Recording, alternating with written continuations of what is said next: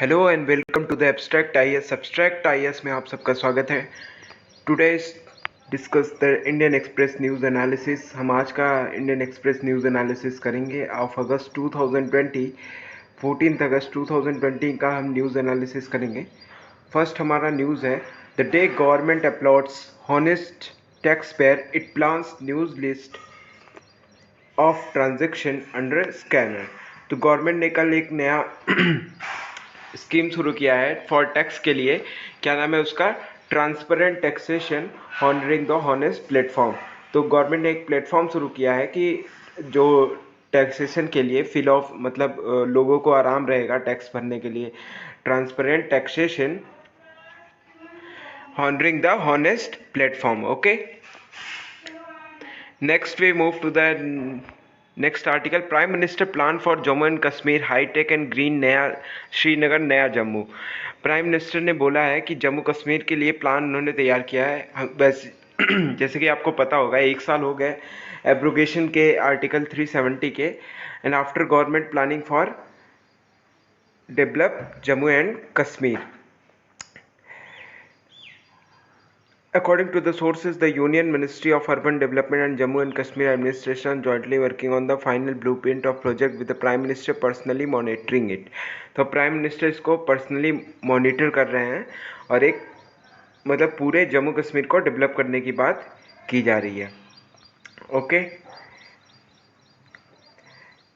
The government applauds honest taxpayer. It plans new list of transactions under scanner, which promises faceless assessment and appeals. He said that the tax administration would attempt to be seamless, painless and faceless. 3 बात इन्होंने बोला है कि seamless, painless and faceless। क्या होगा? faceless होगा because of COVID-19 crisis and painless मतलब किसी के ऊपर एक के ऊपर ज़्यादा burden नहीं पड़ेगा। And always seamless. Okay, in the faceless system there is no need for a direct contact between the taxpayer and the income tax officer in all matters of scrutiny, notice, survey और assessment।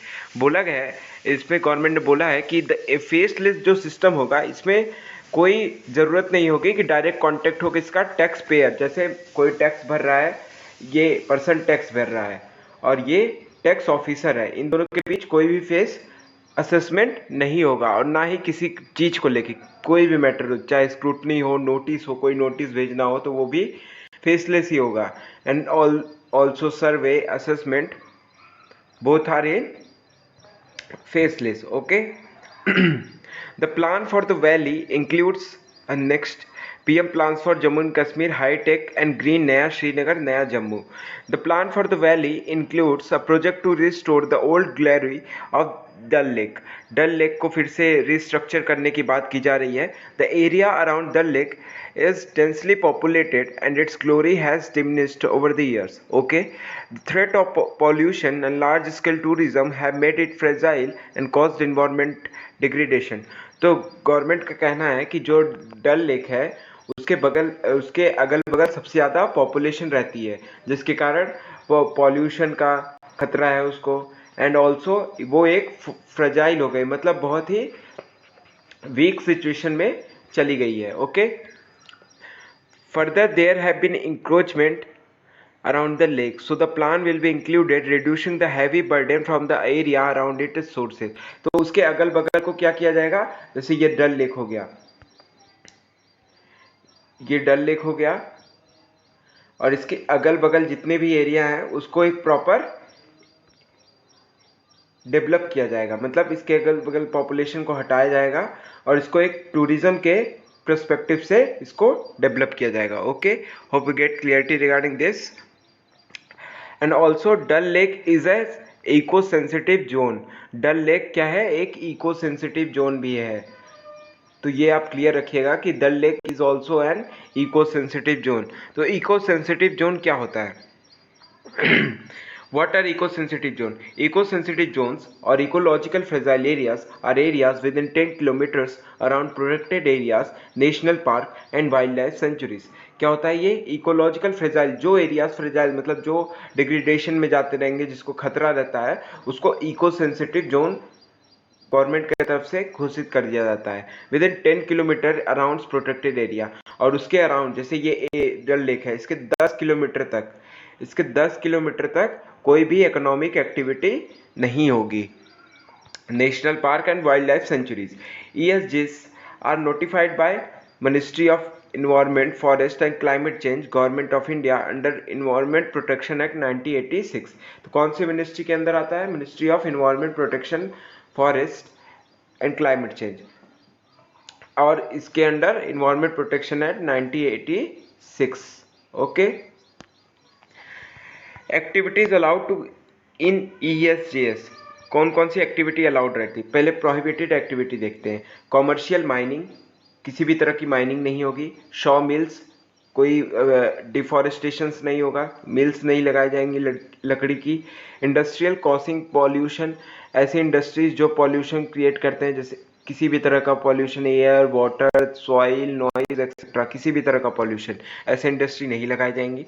Establishment of major hydro electric project, commercial use of wood, tourism activity like hot air balloons over the national park, discharge of effluents or any solid waste or production of hazardous substance। तो ये सब चीज इस area में prohibit की जाएगी हैं। Regulated activity, felling of trees, establishment of hotels and resorts, commercial use of natural water, erection of electrical cables, drastic change of agriculture system, example adoption of heavy technology, pesticides etc, widening of roads। तो क्या कहना है? कहना है कि जैसे कौन कौन सी एक्टिविटी रेगुलेटेड है, जैसे फेलिंग ऑफ ट्रीज, कोई ट्री गिर रही है तो लोग उसको काटने के लिए आ रहे हैं, वो एक्टिविटी है। Establishment of hotel and resort, अगर होटल और रिजॉर्ट है वहाँ पे तो लोग रह सकते हैं, मतलब वुमेन एक्टिविटी यहाँ पे प्रोहिबिटेड नहीं है। Commercial use of natural water, कोई पानी लेते आते हैं तो उनको भी रोका नहीं जाएगा। Erection of electrical cable, drastic change of agriculture system, adoption of heavy technology, pesticides etc, widening of roads। okay, permitted activity, ongoing agriculture or horticulture practices, rainwater harvesting, organic farming, use of renewable energy resources, adoption of green technology और all activity, इस तरह की activity को permit किया गया है। The Environmental Protection Act 1986 does not mention the word eco sensitive zone, but ये आप याद रखिएगा, अगर एग्जाम में पूछ सकता है कि इको सेंसिटिव जोन मेंशन है कि नहीं, तो 1986 इन्वायरमेंट प्रोटेक्शन एक्ट में ये वर्ड, ऐसा वर्ड मेंशन नहीं है, eco sensitive zones. Significance of eco sensitive zones, to minimize the impact of urbanization and other developmental activities, area adjacent to protected areas have been declared as eco sensitive zone। तो इस area को eco sensitive zone declare कर दिया जाता है because of, क्या फ़ायदा होगा इससे? अर्बनाइजेशन कम होगा, मतलब लोग वहाँ बढ़ना कम करेंगे, and other developmental activities, area adjacent to protected area. They also act as a transition zone from areas of high protection to areas involving lesser protection. ये क्या, एक तरह का ट्रांजिशन जोन की तरह काम करता है। जैसे ये हमारा डल लेक है, अब इसको इको सेंसिटिव जोन डिक्लेयर कर दिया गया और यहाँ पे ढेर सारी पॉपुलेशन रहती है, तो क्या हो गया, ये एक इको सेंसिटिव जोन हो गया ना, ये एक ट्रांजिशन जोन हो गया कि मतलब फिर भी उतने लोग यहाँ पे नहीं जा पाएंगे, मतलब जिनको जरूरी होगा इतना मूव भी नहीं कर पाए, क्योंकि एक एरिया 10 किलोमीटर का एरिया बहुत बड़ा एरिया होता है, तो इसलिए इसको ट्रांजिशन जोन भी बोला जाता है, between from the areas of high protection to areas involving lesser protection. Okay, hope you get clarity regarding this. आपको इको सेंसिटिव जोन पूरा समझ में आ गया होगा, हमने सारी चीज डिस्कस कर ली इसमें। Next we move to the next article. Next article is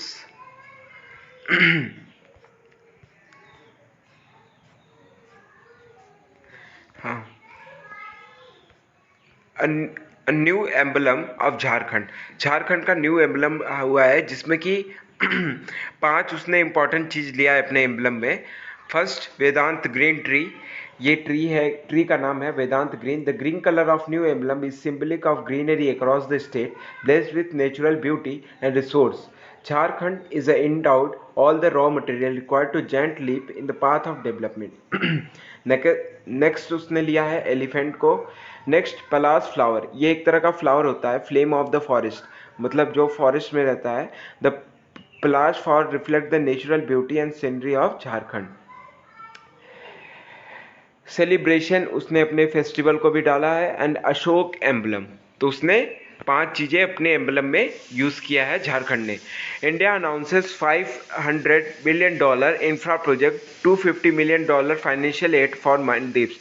तो इंडिया ने मालदीव्स को $500 मिलियन का इंफ्रा प्रोजेक्ट देने की बात की है एंड $250 मिलियन का फाइनेंशियल एड मालदीव्स के लिए। ओके,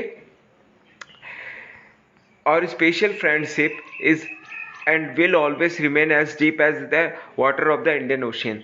तो प्राइम मिनिस्टर का कहना है हमारे कि जो हमारी फ्रेंडशिप है मालदीव से, वो एक ओशन की तरह है, मतलब as deep as ocean of the Indian. Great Male project को भी इंडिया फाइनेंस कर रहा है। The great Male project connectivity project through a financial package consisting of grant of $100 million. $100 million भी दिया ग्रेट माले कनेक्टिविटी प्रोजेक्ट। तो क्या है ये great Male connectivity project? This will be the largest civilian infrastructure project in Maldives connecting माले क्या है, capital है किसका, मालदीव्स का। Hope you get clarity regarding this.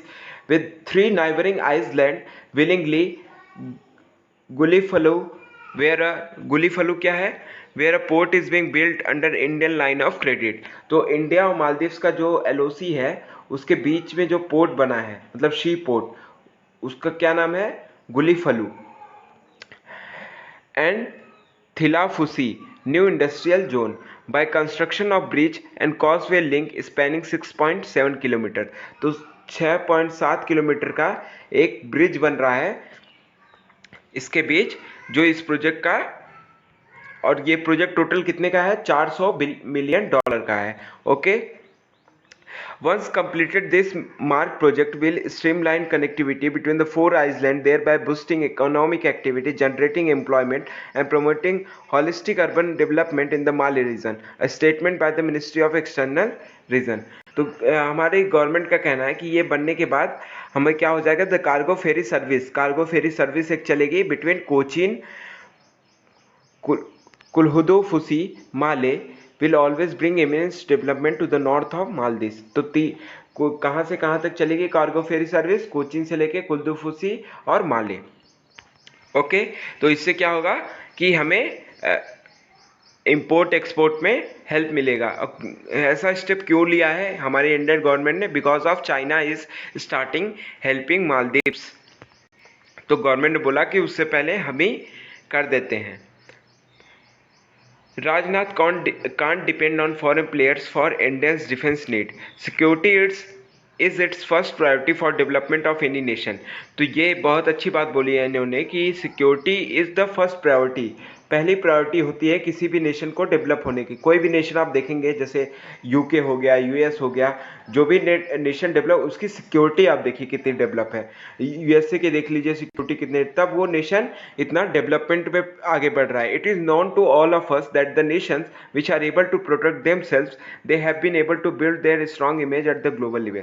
तो इनका कहना है कि सारे नेशन का आप देख सकते हैं जो खुद को प्रोटेक्ट कर सकते हैं, उनका एक ग्लोबल लेवल पे एक उनका नाम हो गया है। मतलब वो जिनके ऊपर सब, जैसे यूएस हो गया, इजराइल हो गया, ये सब क्या है, ये सब सेल्फ डेवलप्ड नेशन है और इनकी सिक्योरिटी बहुत ही हाई डेवलप है।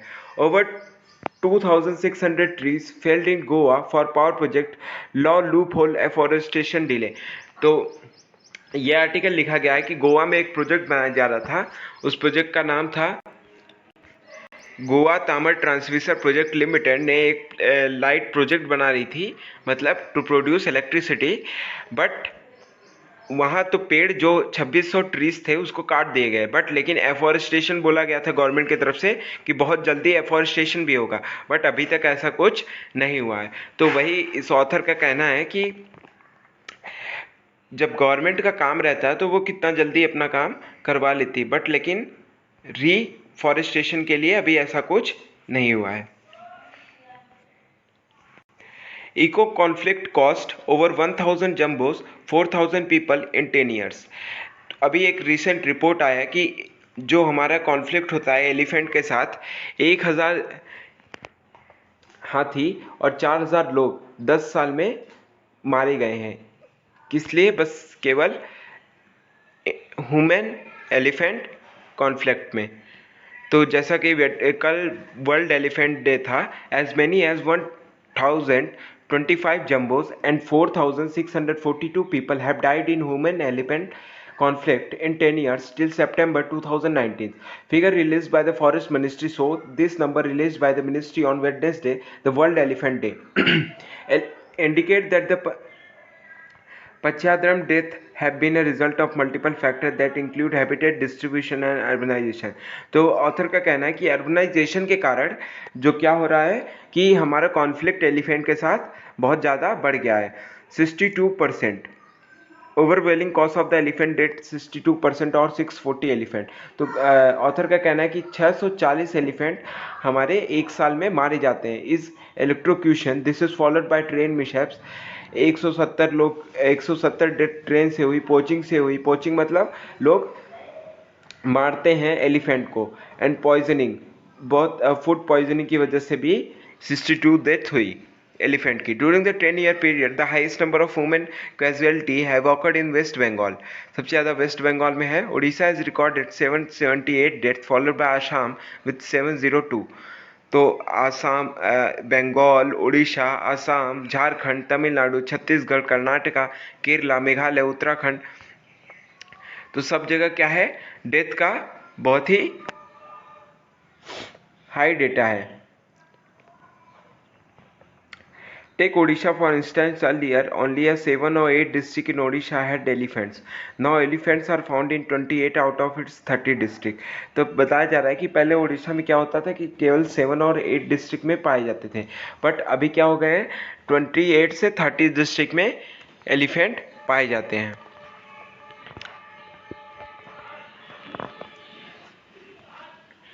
Next, we move to the editorial page. First editorial is related to taxation system, improvement in our taxation.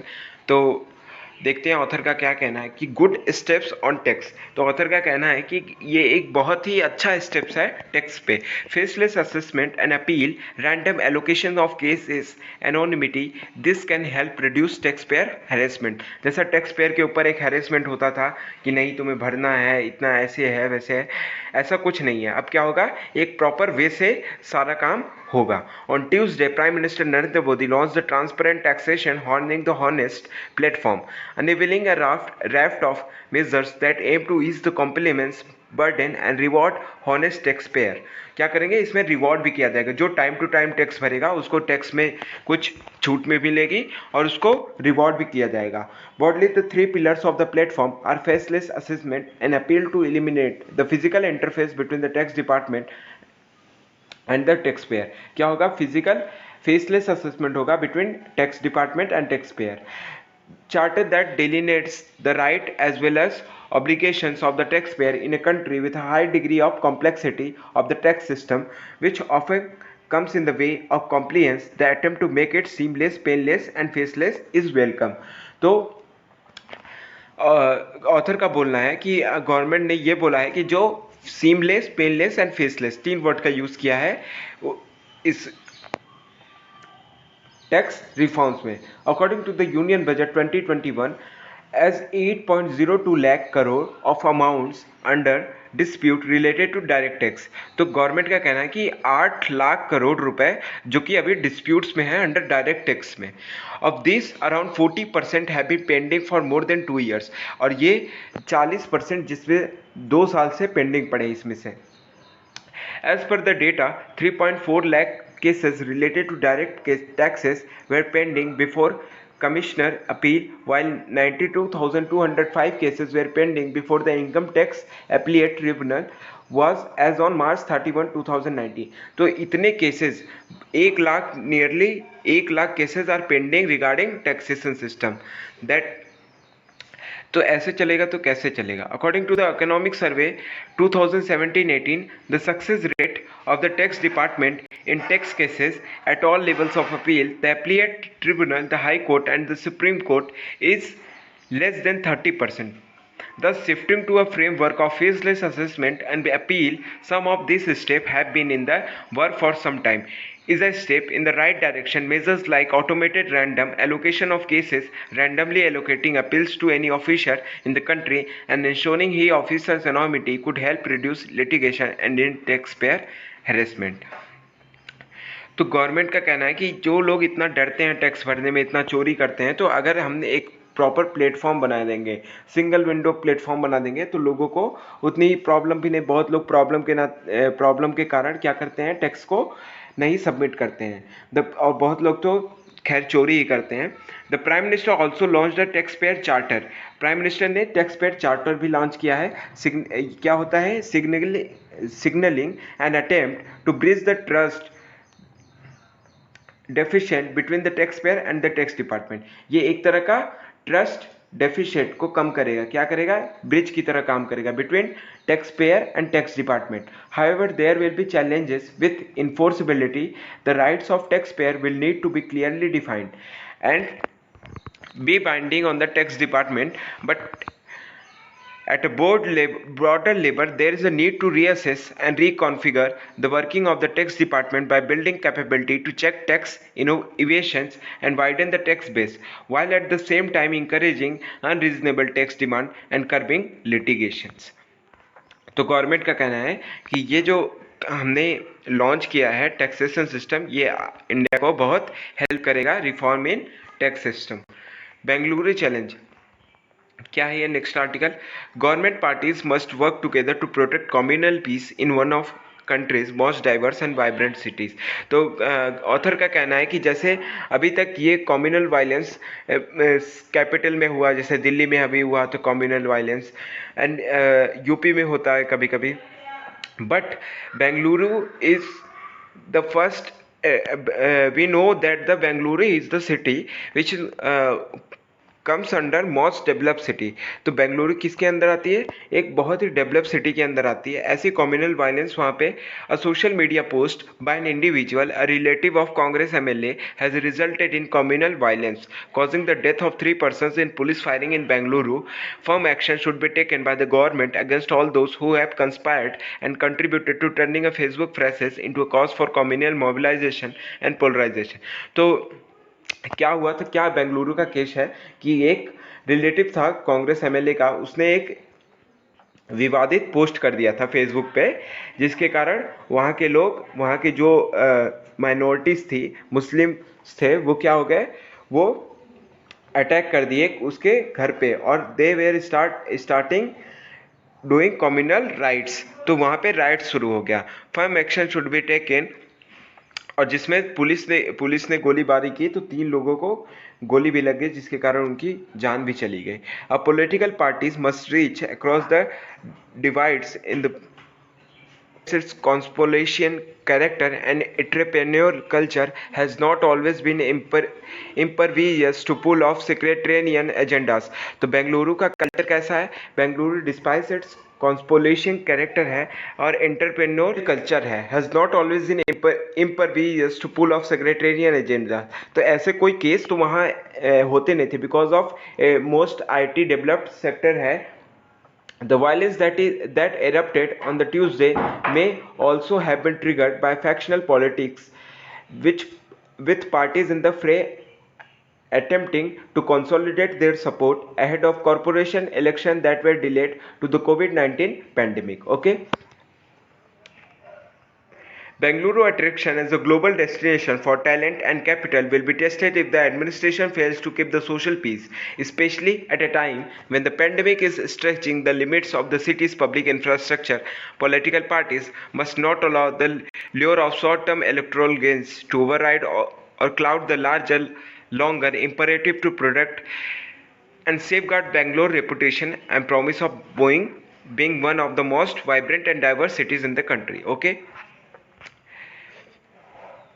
Next we move to the next news analysis. Why big outflow in equity funds? July has seen the biggest monthly net outflow since October 2013, the result of both falling income levels due to stress in the economy and profit booking as market have recovered. तो ये एक news है कि why big outflow in equity fund से सबसे ज़्यादा outflow देखे गए हैं। क्यों? और क्या है कि डेटा कि जुलाई में, इस मंथ जुलाई में, अक्टूबर 2013 से सबसे ज़्यादा आउटफ्लो जुलाई में हुआ है, उसके बाद से। The result of both falling income levels due to stress in economy and profit booking as market है तरीका।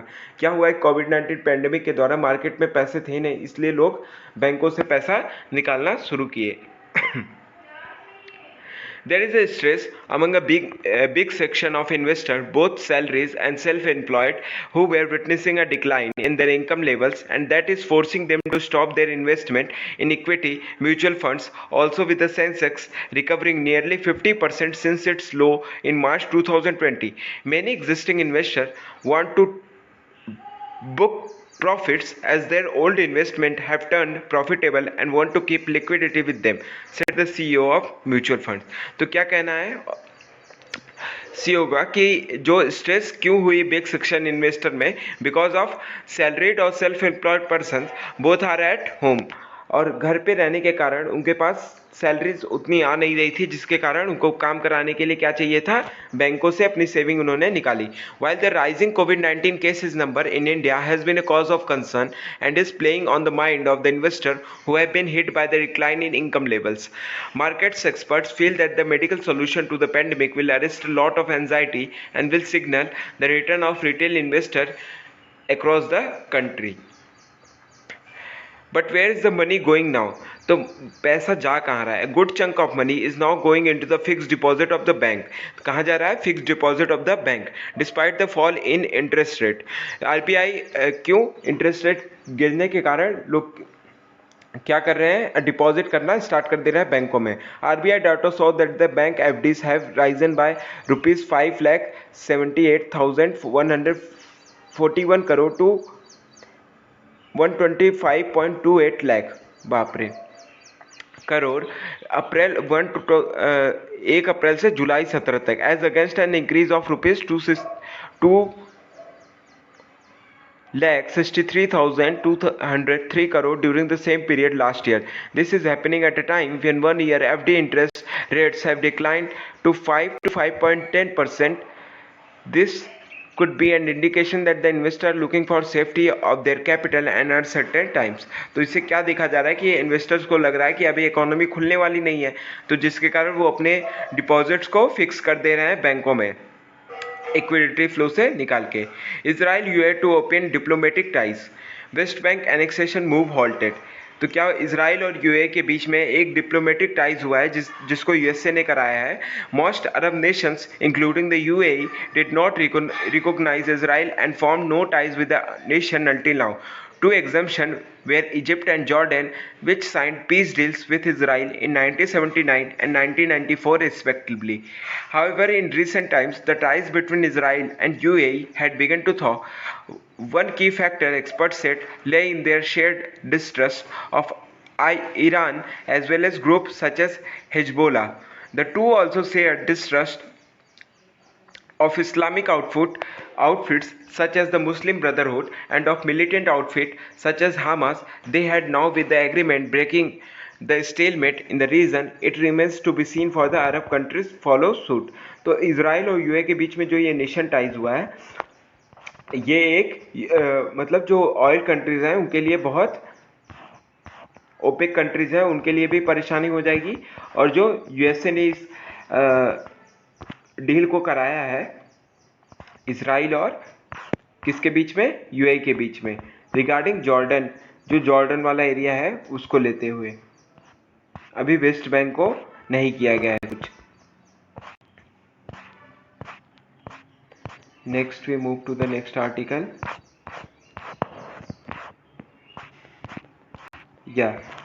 Retail inflation hits 6.93% in July on costlier food items. तो क्या बोला गया है कि रिटेल इन्फ्लेशन 6.93% पहुंच गया है, कब, जुलाई के आगे, because of increase in food items में महंगाई के कारण रिटेल इन्फ्लेशन बढ़ गया। Core inflation has risen from about 4% in March two 5.87% in July. Okay, inflation के बारे में हम लोग देख सकते हैं. Inflation refers to the rise in the prices of most goods and services of daily or common use such as foods, clothing, housing, recreation, transport, consumer staples, etc. तो inflation क्या है? refers to the rise in the price of most goods and services of daily और common use. मतलब जो हमारी रोज़मर्रा की चीज़ें हैं उनमें अगर प्राइस का इंक्रीज हो जाना तो उसको क्या हम बोलेंगे? सिंपल सा डेफिनेशन है, इन्फ्लेशन बोलेंगे. In India the NSO under the ministry of statics and programme implementation measures inflation. कौन मेजर करता है? NSO, national statistical organisation. किसके अंडर में आता है? Ministry of statics and programme implementation. In India inflation is primarily measured by two main indices. दो main indices हैं. पहला WPI wholesale price index and the second is CPI consumer price index. पहला wholesale पे measure किया जाता है, then second is consumer price index which measure wholesale and retail level prices changes respectively. What is the consumer price index, और जिसको हम retail inflation भी बोलते हैं. क्या होता है consumer price index? The consumer price index is a measure that examines the weighted average of price of a basket of consumer goods and services such as transportation, food and medical care. It is calculated by taking price changes for each item in the predetermined baskets of goods and averaging. जैसे क्या होता है? जैसे कोई हमने सामान 100 रुपए का मान लो 10 पार्ले जी खरीदा. ओके, अब नेक्स्ट दिन हम एक हफ्ते बाद जाते हैं तो हमें 120 रुपए का ही 10 पार्ले, मतलब 20 रुपए क्या हो गया उसमें इंक्रीज हो गया. तो वो क्या हो गया? एक तरह का रिटेल इन्फ्लेशन. मतलब इसको क्या बोलेंगे हम? Retail inflation. जो क्या होती है? हमारी रोजमर्रा की चीजों में इन्फ्लेशन का महंगाई होता है. फिर लोग कहते हैं कि because of increase in petrol prices and diesel prices inflation rates goes high. तो ऐसा कुछ नहीं है. Core inflation removes the CPI component. क्या? और हाँ, अब कोर इन्फ्लेशन क्या होता है? कोर इन्फ्लेशन में CPI कंपोनेंट नहीं होता. कोई भी CPI जैसे जो हमने ये बात की, क्या क्या?